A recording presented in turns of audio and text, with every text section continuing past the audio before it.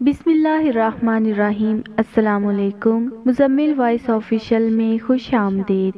پانی گرنے کی ٹپ ٹپ کی آواز کے ساتھ بڑھتی رفتار اس کے دل پر ہتھوڑے برسا رہی تھی۔ وہ اپنے کمرے میں کونے میں موجود چارپائی پر لحاف میں دبکی بیٹھی تھی۔ پچھلے سال بارش میں چھت کا پلستر اکھڑ گیا تھا، جس کی وجہ سے اکثر وہ بیشتر بارشوں میں چھت کا ٹپکنا معمولی سی بات تھی۔ اماں بڑے پتیلے رکھ کر پانی کو قید کرنے کی کوشش کرتی رہتی تھی، مگر اب کی بار معاملہ ذرا مختلف تھا۔ 2 ماہ سے بارشوں کا نہ رکنے والا سلسلہ جاری تھا۔ پچھلے 2 ہفتے کی بارشیں تو اور بھی شدید تھیں، جس کے نتیجے میں 4-5 مختلف جگہوں سے چھت ٹپکنا شروع ہو چکی تھی۔ نشیبی علاقے میں رہنے کی وجہ سے گھر میں پانی بھی کھڑا رہنے لگا تھا۔ کمرے میں چاروں طرف پھیلے پانی کو وحشت سے دیکھتے اس نے اپنے اوپر تنا ہوا لحاف اتارا اور چپل پہن کر کمرے سے باہر نکل گئی۔ برآمدے میں اماں ابا ایک پوسیدہ چارپائی پر بیٹھے صحن میں گھٹنوں گھٹنوں چڑھے پانی پر تبصرہ کر رہے تھے۔ وہ بھی چپ چاپ وہاں آ کر بیٹھ گئی۔ رانی کے ابا: مجھے تو بارش کے تیور ٹھیک نہیں لگ رہے، میری مانو کچھ نہ کچھ برا ہو کر رہے گا۔ اماں کے خدشات ہر گزرتے لمحے کے ساتھ پختہ ہو رہے تھے۔ ارے نیک بخت، کچھ نہیں ہوگا، اللہ مالک ہے۔ اتنے سالوں سے دیکھ رہے ہیں، ہر سال ساون کے مہینے میں ایسے ہی خوف جان سے لپٹا رہتا ہے۔ ابھی دیکھنا چند دن میں سب اللہ کے فضل سے دوبارہ بھلا چنگا ہو جائے گا۔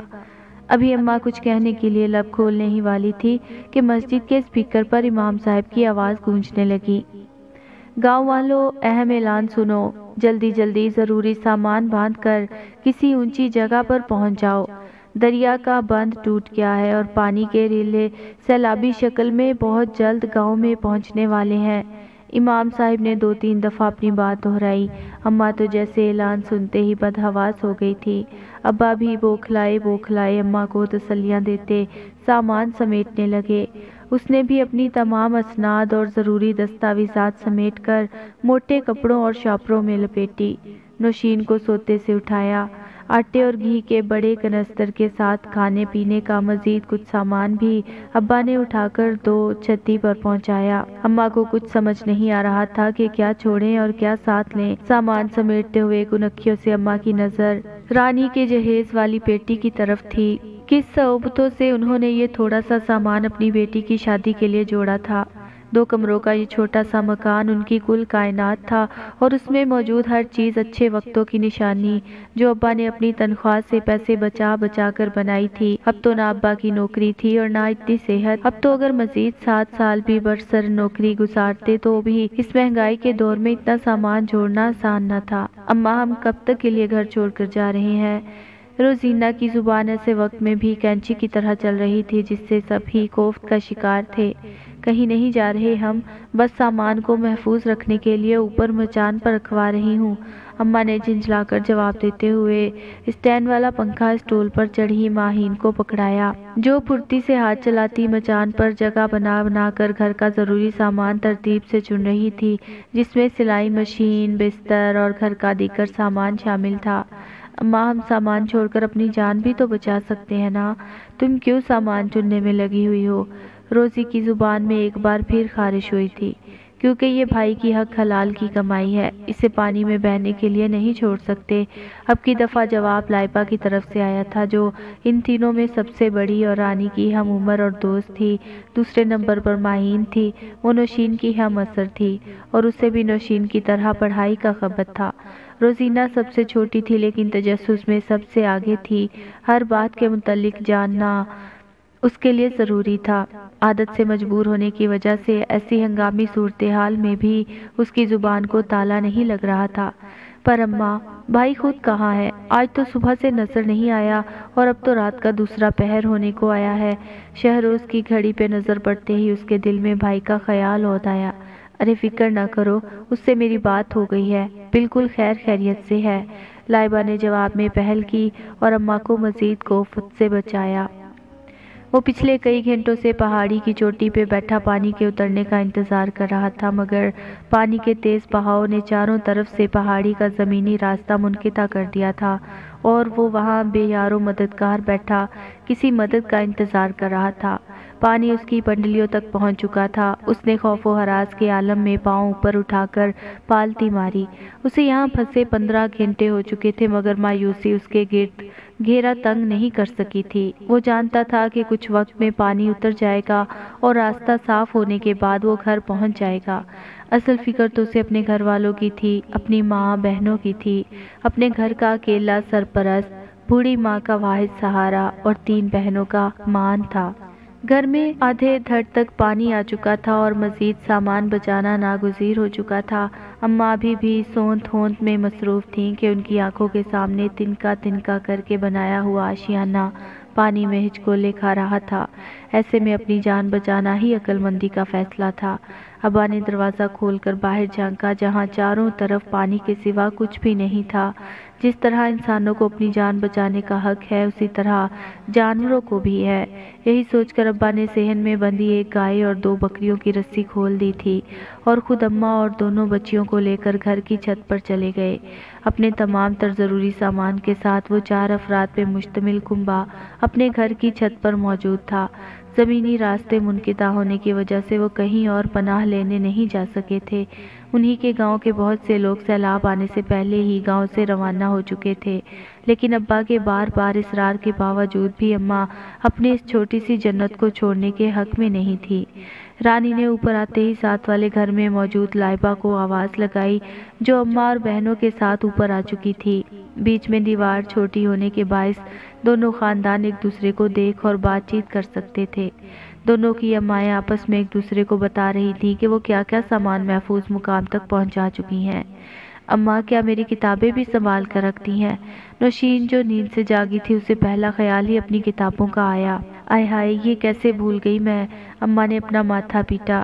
کوئی بات نہیں نوشین، ہم دونوں ایک ہی کتاب سے پڑھ لیں گے، میں اپنی کتابیں شاپر میں لپیٹ کر اونچی جگہ پر رکھ کر آئی ہوں۔ ماہین نے اسے کھلے دل سے تسلی دی۔ انہیں چھت پر موجود 4 گھنٹے گزر چکے تھے اور بارش تھمنے کا نام نہیں لے رہی تھی۔ مسلسل بارش میں کھلے آسمان کے نیچے وہ سب بے بسی کی تصویر بنے بیٹھے تھے۔ اگر وہ وقت پر کہیں اور چلے جاتے تو شاید صورتحال مختلف ہوتی۔ رات گزر چکی تھی، صبح کی تیز روشنی ان کی آنکھوں کو دھندلانے لگی تھی۔ ساری رات بارش میں گزارنے کے بعد بخار کی حدت سے وجود دہک رہے تھے۔ ابا کو تو ڈاکٹر نے ٹھنڈے پانی سے نہانے سے بھی منع کیا تھا۔ کجا وہ ساری رات بارش میں بیٹھے کھانستے رہے تھے۔ ان کا سینہ جکڑنے کے ساتھ ساتھ پھیپھڑوں میں بھی درد کی ٹیسیں اٹھ رہی تھیں، مگر انہیں یقین تھا کہ امدادی کارروائیاں ان تک پہنچنے ہی والی تھیں۔ دیکھ بیٹا، اپنے موبائل پر شاید کسی نے اس وقت آفت ناگہانی سے نکلنے کے لیے ہم سے رابطہ کرنے کی کوشش کی ہو۔ ابا نے نحیف انداز میں بیگ میں رکھے موبائل فون کی طرف اشارہ کیا، گو کہ ان کے پاس شہر جیسے نت نئے اور جدید فون نہیں تھے، مگر رابطے کے لیے ضرورت کے پیش نظر پرانے ماڈل کے موبائل فون موجود تھے۔ ابا، میرے موبائل کی بیٹری ختم ہو گئی ہے، اس نے جھوٹ بولتے ابا سے آنکھیں چرائیں۔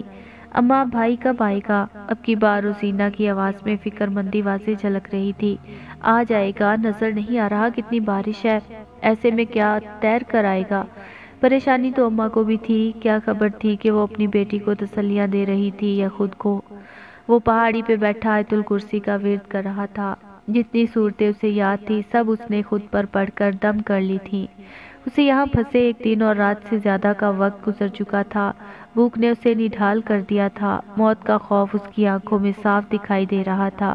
اگر اسے کچھ ہو گیا تو اس کی ماں اور بہنوں کا خیال کون رکھے گا، کون ان کا بوجھ اٹھائے گا؟ ابھی تو اس نے لائبہ کی شادی کرنی تھی۔ ماہین کو بھی تو پڑھنے کا کتنا شوق تھا، اور روزینہ جو ابھی بچپنے میں تھی، فقط 6 سال کی، آئے دن اس کی کوئی نہ کوئی نئی فرمائش ہوتی تھی۔ بھائی کے علاوہ بھلا یہ لاڈ کون اٹھا سکتا ہے؟ اور جبکہ سر پہ باپ کا سایہ بھی موجود نہ ہو، اور رانی اس کے آگے اس کے الفاظ دم توڑ چکے تھے۔ اگر اس لمحے کوئی اس سے پوچھتا کہ اسے اپنی زندگی عزیز ہے یا نہیں تو وہ اسے بتاتا کہ اپنی زندگی پیاری ہوتی ہوگی، مگر گھر کا واحد سہارا جس کے بل بوتے پر گھر چلتا ہو، بہنیں عزت سے سر اٹھا کر جیتی ہوں، ماں کی آنکھوں کا تارا اور 2 بے چین آنکھیں جو انتظار میں کھل رہی ہوں، اس کی زندگی کتنی قیمتی ہوتی ہے۔ پانی کی ایک بے رحم موج اس کے ساتھ کتنی آنکھوں کے خواب اور کتنی آنگن کی خوشیاں بہا کر لے گئی تھی۔ وہ ہاتھ پاؤں مارتا پانی کے ریلے کی نظر ہو چکا تھا۔ اماں کو دن کے اجالے میں نظر آیا تھا کہ ان کے گھروں کے دروازے چائے میں ڈوبے بسکٹ کی طرح خستہ حال ہو کر بہہ چکے تھے۔ رانی کے جہیز کا صندوق اور آٹے اور گھی کے کنستر جسے وہ اپنی دانست میں محفوظ مقام پر پہنچا چکے تھے، ایک ایک کر کے ہر چیز پانی کی زینت بن رہی تھی۔ گھر کے عقب میں موجود ذرا سا زمین کا ٹکڑا جس پہ کھڑی فصل ان کی آمدنی کا واحد ذریعہ تھی، ان کی آنکھوں کے سامنے پانی کی ہم جنس ہو چکی تھی اور وہ بے بسی کی تصویر بنے پانی کے ٹھہر جانے کا انتظار کر رہے تھے۔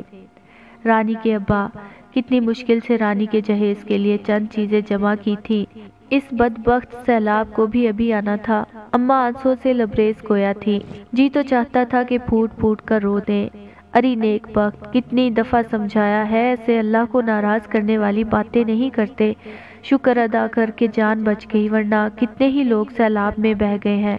خدا کا شکر ہے کہ ہمارا پورا گھرانہ سلامت ہے۔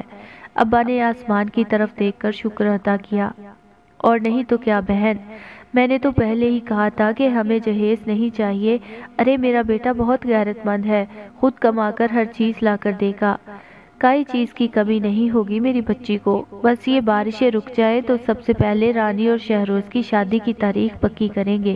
لائبہ کی اماں نے جانے کیسے یہ تسلی بخش الفاظ ادا کیے تھے، ورنہ دل میں کیسے کیسے خدشات جنم لے رہے تھے، یہ صرف وہی جانتی تھی۔ شہروز رانی کو بچپن سے پسند کرتا تھا، اس کی پسند کے زیر نظر ہی یہ رشتہ طے ہوا تھا اور ابھی چند ماہ پہلے ہی ان کی منگنی ہوئی تھی، مگر کون جانتا تھا کہ زندگی اتنی آسان ہوتی اور سب خواہشیں ایسے آرام سے پوری ہو جاتی تو اس دار کا نام دنیا نہیں جنت ہوتا۔ آخر کو 2 دن گزرنے کے بعد حکومتی نمائندوں کو ان کے حال پر رحم آ ہی گیا تھا اور وہ ہوائی جہاز میں سوار ہو کر دورہ کر کے ان کی حالت زار کی تصویریں لے کر یہ جا وہ جا کے مصداق ہو چکے تھے۔ وہ تمام ایم این اے، ایم پی اے جن کی ساری زندگی ابا نے جوتیاں سیدھی کی تھی، کوئی بھی ان کا پتہ لینے نہیں آیا تھا۔ آخرکار بارش کو ہی ان پر رحم آ گیا اور 4 دن جم کے برسنے کے بعد وہ تھم چکی تھی۔ پانی کچھ کم ہوا تو فلاحی اداروں کے کارکن سامان سے بھری گاڑیوں کے ساتھ وہاں آنا شروع ہو چکے تھے۔ ریسکیو بھی عمل میں آ چکی تھی، پانی میں بہی لاشیں اور مویشی نکالے جا رہے تھے، زخمیوں کو ہسپتال منتقل کیا جا رہا تھا۔ 4 دن کی بھوک سے نڈھال وہ لوگ گھر کے صحن میں بیٹھے کھانا پکنے کے انتظار میں تھے۔ ابا ساری خودداری اور عزت نفس کو کنارے پہ رکھ کر فلاحی ادارے کے کسی کارکن سے تھوڑا سا راشن لینے میں کامیاب ہو ہی گئے تھے۔ شہروز کے موجود نہ ہونے کی وجہ سے ابا نے اس کے گھر والوں کو بھی یہی بلا لیا تھا کہ ان کے گھر بھی کھانے کو کچھ موجود نہ تھا۔ اماں تیز تیز ہاتھ چلاتی، جو سامان بچا تھا اسی سے کھانا تیار کر رہی تھی۔ رانی نے دروازے میں کھڑے ہو کر نظر دور تک دوڑائی، مگر اس نے نہ آنا تھا اور نہ آیا۔ نوشین اور ماہین گلی میں موجود کیچڑ میں دبی اپنی کتابیں نکال کر دوپٹے سے صاف کر رہی تھی۔ ماہین نے ایک کتاب کو کھول کر دیکھا، پانی کتابوں کی سیاہی بھی ساتھ بہا کر لے گیا تھا۔ اس نے وہی کتابیں سینے سے لگائیں اور گھر میں داخل ہو گئی۔ رانی نے بھی مایوسی کے عالم میں اندر آ گئی۔ ابھی اسے اندر آئے چند ثانیے ہی گزرے تھے کہ ایمبولینس کی چنگھاڑتی آواز کانوں کے پردوں سے ٹکرائی۔ سب نے ایک ساتھ باہر کو جھانکا۔ 2 رضاکار اسٹریچر پر موجود شہروز کی گلی ہوئی لاش کو کپڑے سے ڈھکے ان کے حوالے کر رہے تھے۔ وہ انہیں ایک نظر دکھانے اور تصدیق کروانے کے لیے لائے تھے۔ کتنے ہی گاؤں والوں سے راستہ پوچھ کر وہ صحیح ٹھکانے پر پہنچے تھے۔ ان کا کہنا تھا کہ پورا گاؤں زمین کا کوئی ٹکڑا خالی نہیں تھا جہاں اسے دفن کیا جا سکے، اس لیے اسے ان لوگوں کے حوالے کر دیا جائے، وہ مناسب جگہ دیکھ کر خود ہی اسے دفن کر دیں گے۔ پورے گھر میں کوہرام مچا تھا۔ شہروز کی اماں سکرے کے عالم میں بیٹھی تھی، وہ کسی صورت یقین کرنے کو تیار نہیں تھی کہ یہ ان کا کڑیل جوان بیٹا ہے۔ لائبہ، ماہین، روزینہ، تینوں کی آنکھوں سے آنسو جاری تھے۔ ان کے گھر کا واحد سرپرست بھی جا چکا تھا۔ انہیں لگا تھا کہ وہ آج صحیح معنوں میں یتیم ہو گئی تھی، کیونکہ ابا کے بعد تو ان کے بھائی نے ان کی کبھی یتیمی کا احساس نہیں ہونے دیا تھا۔ برآمدے میں رانی گھٹنوں میں سر دیے بیٹھی تھی۔ جہیز کے سامان کے بہہ جانے پہ اسے کوئی افسوس نہیں ہوا تھا، لیکن یہ سیلاب، یہ تو اس کی پوری دنیا بہا کر لے گیا تھا۔ اگر آج کے بعد کوئی اس سے پوچھتا کہ بارشیں اسے کیسی لگتی ہیں تو وہ بارشوں کی دیوانی لڑکی بارش کو سخت زہر کہتی اور اسے بتاتی کہ بارش اتنی خطرناک چیز ہے کہ آپ کی زندگی کا کل اثاثہ بھی بہا سکتی ہے۔ آج اسے سمجھ آیا تھا کہ اماں کو یہ گھر کیوں عزیز تھا، وہ ریڈ الرٹ کے باوجود یہاں سے کیوں نہیں نکلتی تھیں، کیونکہ یہ ان کی زندگی کا واحد سرمایہ تھا۔ مگر اب وہ سوچ رہی تھی کہ اس کے پاس کیا بچا تھا زندہ رہنے کے لیے۔ جن کے گھر بار لٹ گئے تھے، دکھ ان کا بھی بہت تھا، پر اس کا مداوع ممکن ہے، لیکن کیا انسانی جان کا کوئی مداوع ہو سکتا تھا؟ اس دکھ کا کوئی درماں کر سکتا تھا؟ نہیں۔ چاروں جانب سے یہی آواز اس کے کانوں کے پردے پھاڑ رہی تھی۔ اب کچھ نہیں بچا تھا رونے کے لیے بھی۔ اب جتنے بھی آنسو بہائے جاتے، حقیقت یہی تھی کہ وہ واپس نہیں آنے والا تھا۔ ایک خیال کے تحت آزردگی سے مسکرا کر اس نے ہاتھوں کی ہتھیلیوں کو دعا کی طرح آسمان کی طرف بلند کیا اور اس کی مغفرت کے لیے دعا کرنے لگی۔ یہ شہروز اور اس کی محبت کا اس پہ آخری حق تھا جو وہ اسے ہمیشہ دیتی رہے گی۔